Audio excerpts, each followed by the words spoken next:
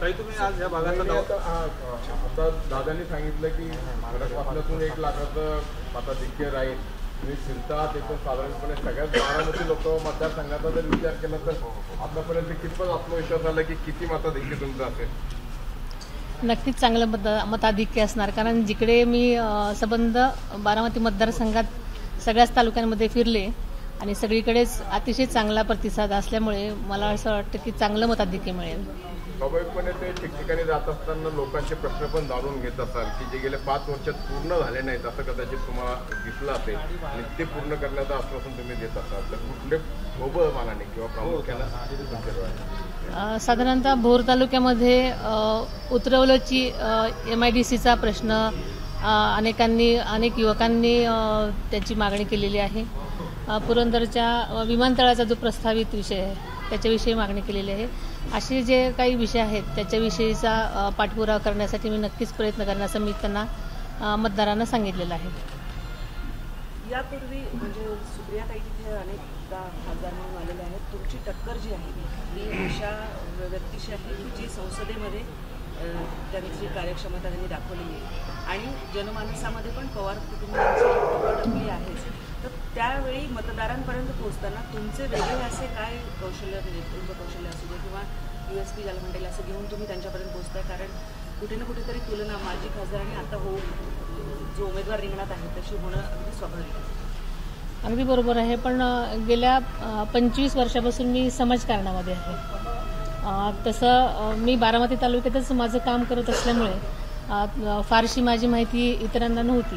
पण Baramati hi tech textile पार्कची मी chairperson आहे, जिथे 3,500 महिला काम करतात.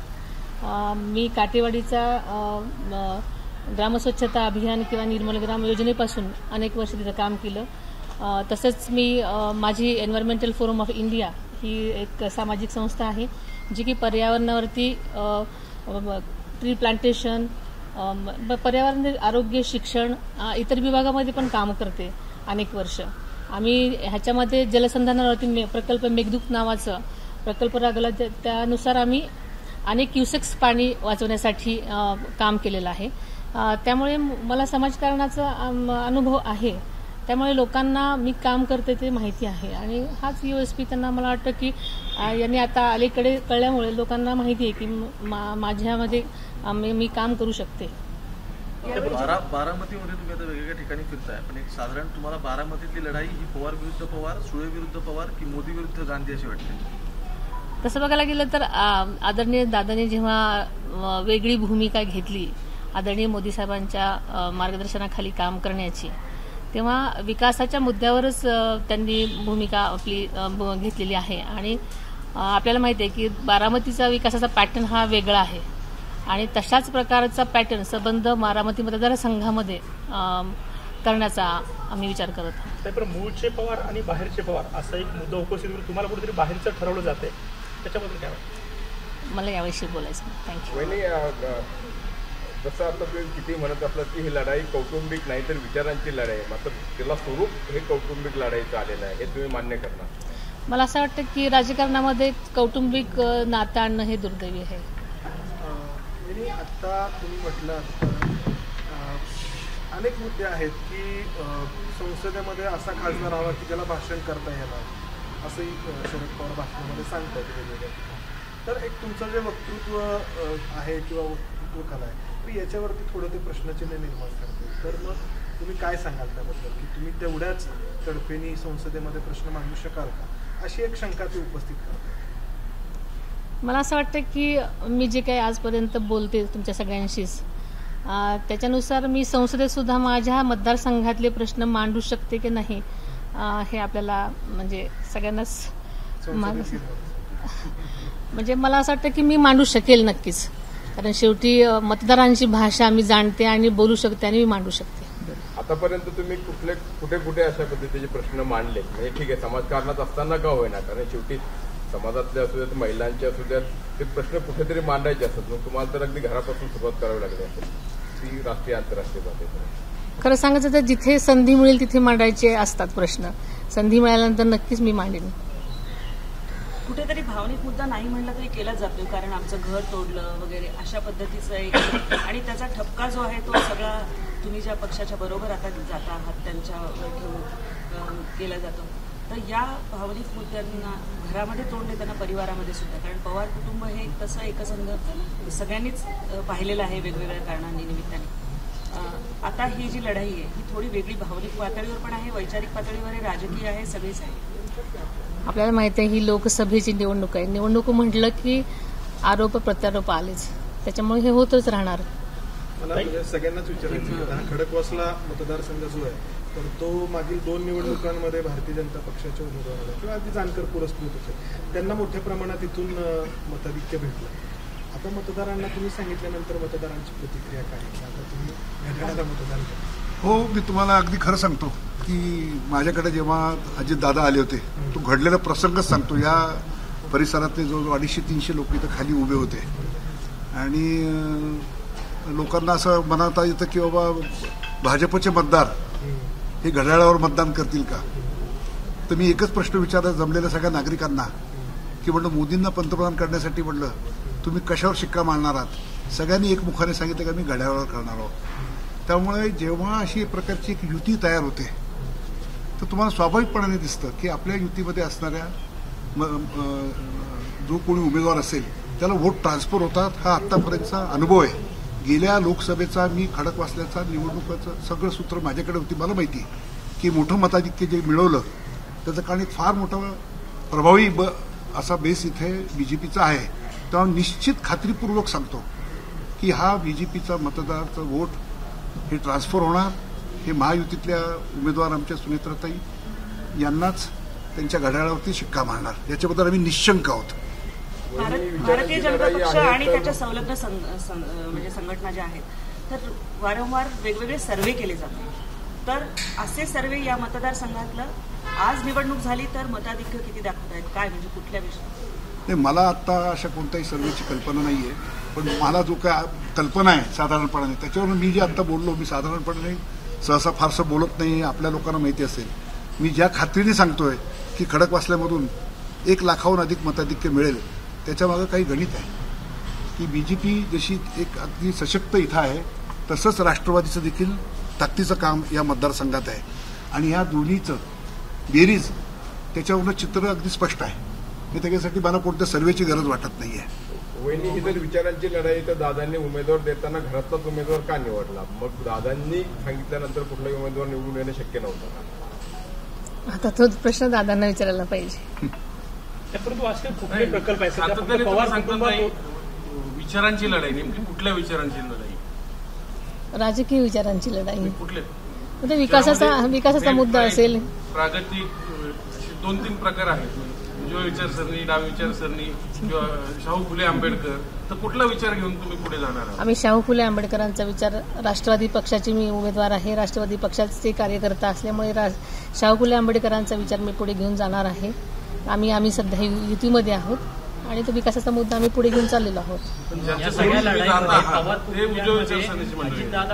नाही, त्याचं उत्तर मी देतो. म्हणजे तुम्ही आता पत्रकार आहात, तुम्हालाही कल्पना आहे की भारतीय जनता पार्टी ही देखील शाहू फुले आंबेडकर ह्या विचारांना मानते.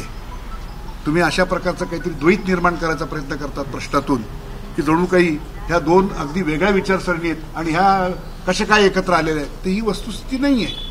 ही जी काही अशा प्रकारची मांडणी आहे ही ठराविक प्रकारच्या विश्लेषकांनी केलेली महाराष्ट्रामध्ये.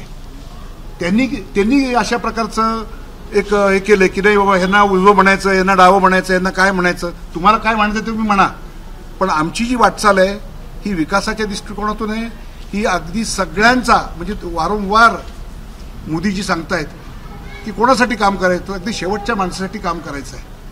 त्यामुळे या विचारसरणीमध्ये कोणत्याही प्रकारचा काहीतरी भेद आहे आणि अशा प्रकारचे लोक 2 वेगळ्या टोकाच्या विचाराची माणसं एकत्र आलीत असं मला वाटत नाही. आणि ज्या पद्धतीने सुप्रिया सुळेंच्या प्रचारात अजित पवारांचे भाऊ श्रीनिवास पवार आणि इतर सगळी मंडळी त्यांच्या प्रचारासाठी फिरत आहेत, कुठेतरी कुटुंबातच एकटं पाडण्याचा हा प्रयत्न आहे असं वाटतं? नाही, आपल्याला सगळ्यांना माहिती आहे की जनतेतूनच माझ्या उमेदवारीची मागणी होत होती आणि म्हणून मला जनतेने हातात घेतलेली निवडणूक आहे. त्यामुळे जनता हेच कुटुंब, बारामतीच हे माझं कुटुंब आहे, मी अनेक वेळा सांगितलेलं आहे. त्यामुळे बारामती हेच कुटुंब आहे माझं, त्याच्यामुळे एकटं वगैरे तसं काहीच नाही. वहिनी, खासदार बनल्यानंतर पहिल्या 3 गोष्टी कुठल्या प्राधान्याने तुम्ही कराल? महिला सक्षमीकरण तर तुम्हाला माहिती आहे की मी पहिल्या दिवसापासून आणि मागच्या अनेक वर्षापासून मी महिला सक्षमीकरणावरती काम करत आहे. शेतकरी सगळ्याच बाजूंनी पिचलेला असतो, तर त्यातून पर्जन्यमान कमी असल्यामुळे तर पावसाच्या प्रमाणात आणि शेतकऱ्यांसाठी मला नक्कीच अनेक गोष्टी करायला आवडतील. आणि युवक माझा नोकरीच्या संधी खूप कमी प्रमाणात असल्यामुळे त्यांना युवकांसाठी मला काम करायचं. वहिनी, आधीच्या खासदाराला अशी कुठली कामं आहेत जी प्रकर्षाने करता आली नाही आणि तुम्ही असून ती कामं पुढे करणार आहात, अशी काही ठराविक कामं सांगताय की किंवा काही मुद्दे आहेत हे मुद्दे घेऊन तुम्ही लोकांसमोर जाताय किंवा लोकांची हे मुद्दे आहेत जी आधी नाही सुटली तुम्ही सोडवणार आहात?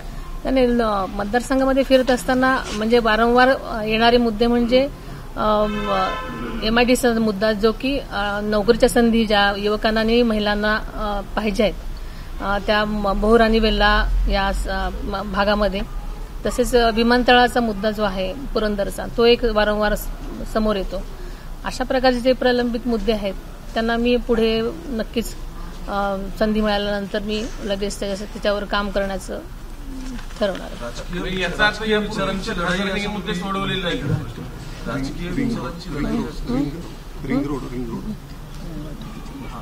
राजकीय विचारांची लढाई असं तुम्ही म्हणताय खरं, पण सहानुभूती ही गोष्ट टॅकल करण्यासाठी तुम्ही पॉलिटिकल प्लॅन काय आखताय? म्हणजे कारण येस, ही गोष्ट मान्य करावं लागेल कॅन्डिडेट म्हणून पण की काही प्रमाणात सहानुभूती या मतदारसंघात आहे आणि ती इनकॅश वोट्समध्ये करायचा प्रयत्न सुद्धा तिकडून होतो.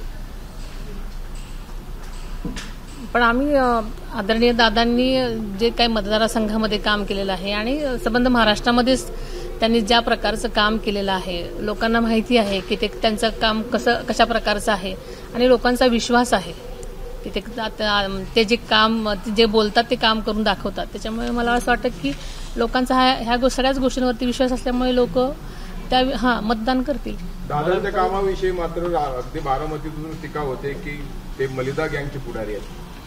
तुमच्या घरातल्या लोकांकडून अशा पद्धतीची टीका झाली. मी म्हटलं ना की म्हणजे निवडणुका म्हटलं की आरोप आणि प्रत्यारोप होत राहणार.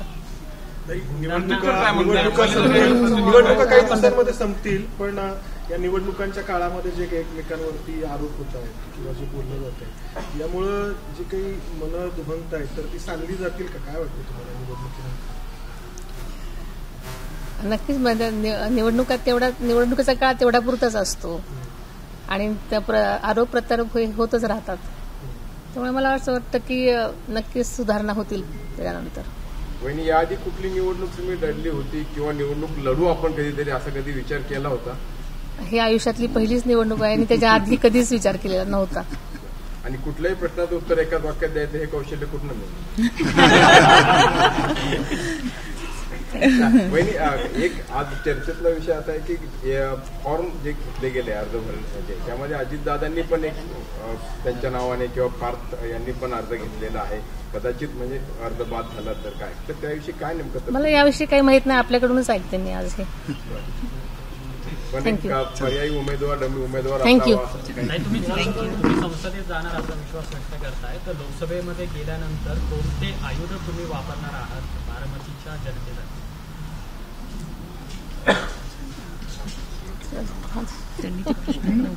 लोकसभेत गेल्यावरती हा नंतरचा विषय आहे. जो सातत्याने आरोप होतो की तुमच्यासोबत फक्त मलिदा गँग आहे बारामतीत, सातत्याने म्हणजे रोहित पवार सातत्याने आरोप करतात, त्याला प्रत्युत्तर काय आपल्याला? त्या प्रश्नाचं उत्तर मी देते. जेव्हापासून दादांनी एक वेगळा विचार घेतला, निर्णय घेतला आणि त्या निर्णयासमोर महाराष्ट्राची जनता आली, युवक आले, कार्यकर्ते मोठ्या संख्येने आले आणि त्यांना असं वाटलं की कुठंतरी दादां मोठे होत असताना आपणही दादांसारखंच व्हावं. त्याच्यामुळे ज्या पद्धतीने शेतकऱ्यांसाठी यात्रा काढल्या, अनेक वेगवेगळ्या पद्धतीचे जत्रेचे प्रयोग त्यांनी केले, पण पुढंच त्यांना प्रतिसाद मिळालेला नाही.